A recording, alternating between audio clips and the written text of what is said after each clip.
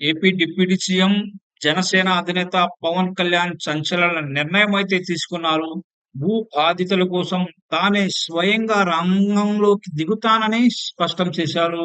భూ బాధితులకు సంబంధించిన ఫిర్యాదులను తానే స్వయంగా పరిశీలిస్తానని కూడా చెప్పుకొచ్చారు. అధికారులతో నిర్వహించిన టెలికాన్ఫరెన్స్ లో పవన్ కళ్యాణ్ ఈ వ్యాఖ్యలు చేశారు.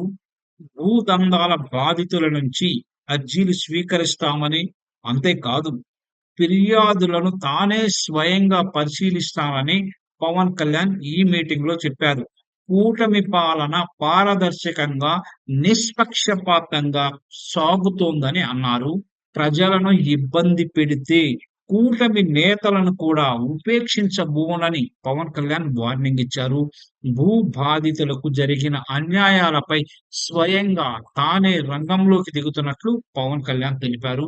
ఇక నుంచి భూ సమస్యలపై స్వయంగా తానే జిల్లాలకు వెళ్లి అర్జీలు స్వీకరించేందుకు కసరత్తులు చేస్తున్నారు. ఈ మేరకు ఇప్పటి నుంచే ప్రిపేర్ అవుతున్నారు.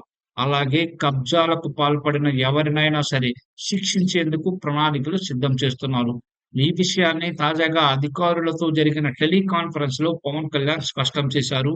అయితే ఇటీవల కాలంలో భూ కబ్జాలకు సంబంధించిన సమస్యలు రాష్ట్రం నలుమూలల నుంచి వస్తున్నాయి. దీంతో ఆయన ఈ కీలక నిర్ణయం తీసుకున్నట్లు సమాచారం.